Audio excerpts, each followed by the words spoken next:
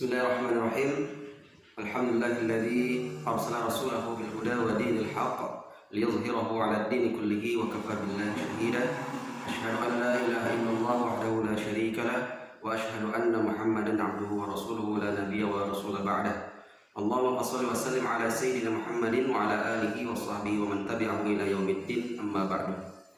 Uhayyikum bi tahiyyatil Islam, tahiyatan mubarakatan min 'indillah. Assalamualaikum warahmatullahi wabarakatuh. Apa kabar anak-anakku semua yang dirahmati Allah Subhanahu wa taala? Semoga senantiasa dalam lindungan Allah Subhanahu wa taala. Pada hari ini kita kembali bertemu dalam pelajaran At-Tauhid. Kali ini kita akan membahas tentang An-Nifaq. Tapi sebelum kita mulai pelajaran pada hari ini, Ustaz mohon untuk duduk yang rapi dan pastikan anda semuanya duduk di tempat yang bersih, ya, bukan di dapur atau di toilet, karena kita akan membahas tentang ayat-ayat Allah Subhanahu wa taala, tentang ilmu Allah Subhanahu wa taala. Tetap memperhatikan adabnya terhadap ilmu, ya. Dan bagi yang belum wudu, silakan berwudu terlebih dahulu, silakan videonya di pause terlebih dahulu.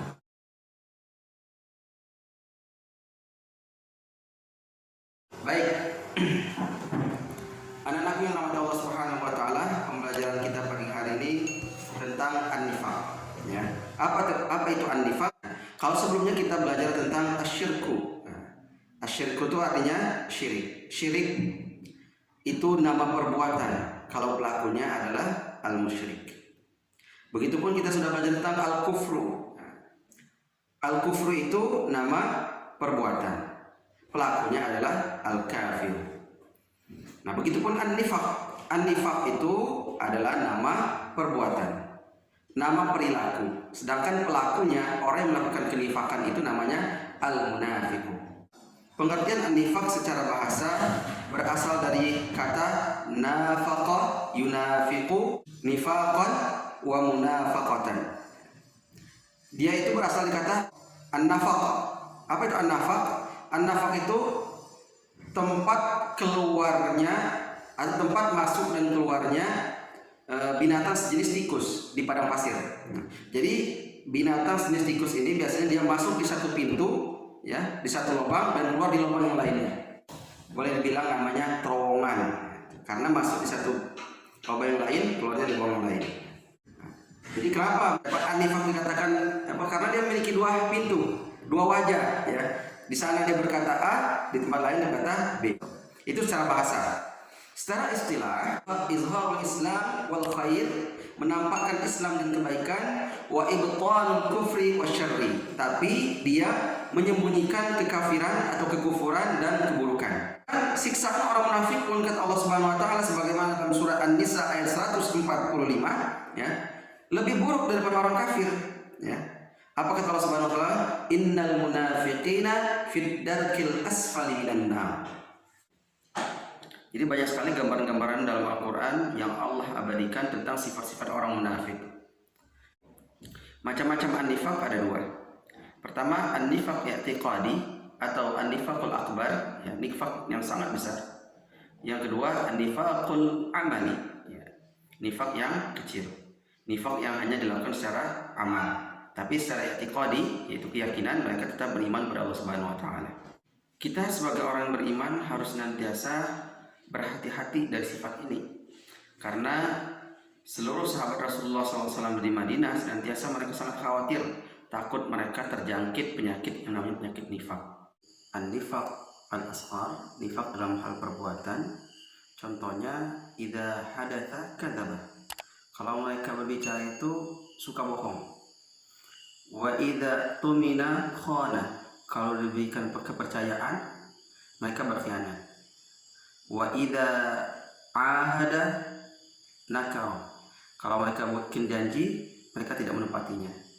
Nah, akan tetapi kalau seandainya setiap kali berbicara selalu bohong, setiap kali berjanji selalu tidak menepati, setiap kali diberikan kepercayaan selalu berkhianat, nah, kalau ini terus-menerus dilakukan, nah, bisa memicu kepada An-Nifaqul akbar.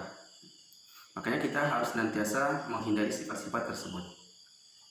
Anak-anakku yang dirahmati Allah Subhanahu wa taala, selanjutnya kita lihat bagaimana karakteristik dasar kaum munafik. Ustaz tidak akan menyebutkan semuanya. Yang pertama, ya, karakter dasar orang-orang munafik yaitu suka merusak.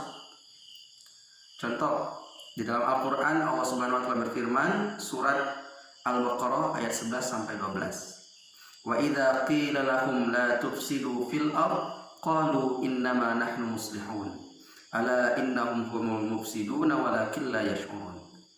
Apabila dikatakan kepada mereka, janganlah kalian melakukan kerusakan di muka bumi, mereka menjawab, kami ini hanyalah orang-orang melakukan perbaikan. Ketahuilah sesungguhnya mereka itu perusak tetapi mereka tidak menyadarinya. Yang kedua, karakter dasar orang munafik itu suka bersilat lidah.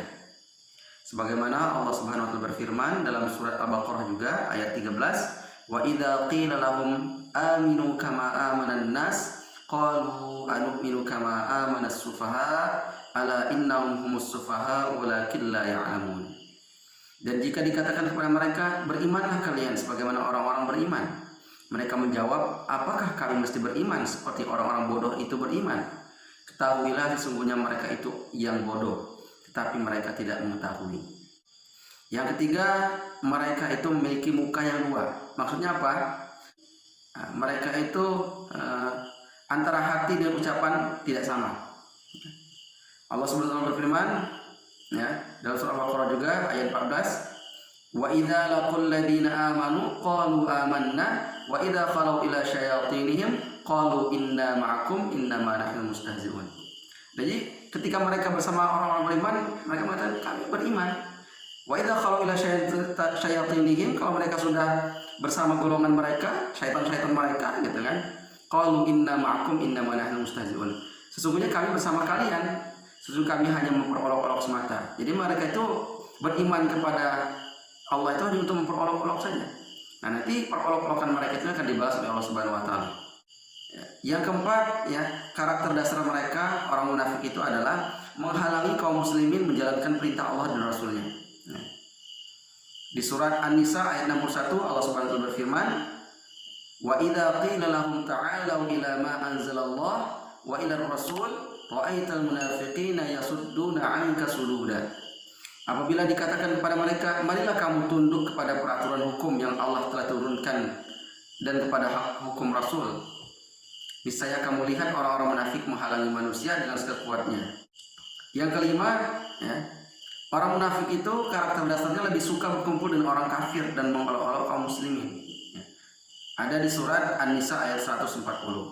Wa qad nazzala 'alaikum fil kitabi an idza sami'tum ayatillah yukfaru biha wa yustahza'u biha fala taqudu ma'ahum hatta yakhudu fi haditsin ghairihi innakum idza mithlu innallaha jami'ul munafiqina wal kafirina fi jahannam jami'a.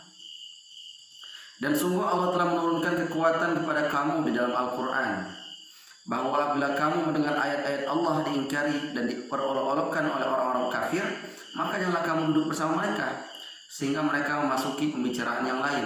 Karena sesungguhnya, ya, kalau kamu berbuat demikian, tentulah kamu serupa dengan mereka. Sesungguhnya Allah akan mengumpulkan semua orang-orang munafik dan orang-orang kafir di dalam jahanam. Yang keenam, ya, memilih orang kafir sebagai pemimpin dan meninggalkan orang Islam. Allah SWT berfirman dalam surah An-Nisa ayat 138 sampai 139, Basyiril munafiqina bi anna lahum 'adzaban alima alladzina yattakhidhuna al-kafirina awliya'a min dunil mu'minin ayabtaghuna 'indahumul 'izzata fa innal 'izzata lillahi jami'a. Berikanlah kabar gembira kepada kaum munafikin dengan mendapatkan azab yang pedih, yaitu orang-orang menjadikan orang-orang kafir sebagai pemimpin selain orang-orang beriman. Apakah mereka mengharap kehormatan dari mereka, padahal seluruh kehormatan itu milik Allah semata. Dan yang ketujuh, menyebut orang beriman ditipu oleh agamanya. Ya, jadi orang munafik itu mengatakan atau menyebut orang-orang beriman pada Allah Subhanahu wa Ta'ala itu tersesat atau tertipu dengan agama yang mereka yakini. Allah abadikan dalam firman-Nya di surat Al-Anfal ayat 49. Idh yaqulul munafiquna walladzina fi qulubihim marad gharra haula'i dinuhum wa man yatawakkal 'ala Allah fa innallaha 'azizun hakim. Ingatlah ketika orang-orang munafik dan orang-orang yang ada penyakit di dalam hatinya berkata, mereka itu, orang-orang yang beriman itu, ya, ditipu oleh agamanya. Allah berfirman, barang siapa yang bertawakal kepada Allah, maka sesungguhnya Allah Maha Perkasa lagi Maha Bijaksana. Dan yang terakhir ya, yang bisa Ustaz sebutkan di sini, di antara karakter dasar orang-orang munafik itu malas mendirikan sholat. Sebagaimana firman Allah Subhanahu wa taala dalam surat An-Nisa ayat 142. Innal munafiqina yukhadi'una Allah wa huwa khadi'uhum wa idza qamu ila sholati qamu kusala yura'una an-nas wa la yadhkuruna Allah illa qalila. Sesungguhnya orang-orang munafik itu ingin menipu Allah ya. Dan Allah akan membalas tipuan mereka. Dan apabila mereka berdiri untuk sholat, mereka berdiri dengan sangat malas. Mereka bermaksud riya dengan sholat di hadapan manusia. Dan tidaklah mereka menyebut Allah kecuali sedikit sekali. Jadi karakter dasar orang munafik itu selain malas mendirikan sholat, juga suka riya dan juga ya tidak berzikir pada Allah Subhanahu wa taala kecuali sedikit sekali. Anak-anakku yang dirahmati Allah Subhanahu wa taala, mungkin untuk pelajaran kita pada hari ini tentang tauhid bab an-nifaq, Ustaz cukupkan sampai sini. Insyaallah nanti akan kita sambung di pertemuan berikutnya. Wallahu a'lam bishawab. Sebelum Ustaz tutup, berikut beberapa soal yang Ananda harus jawab. Jangan lupa dikerjakan. Wassalamualaikum warahmatullahi wabarakatuh.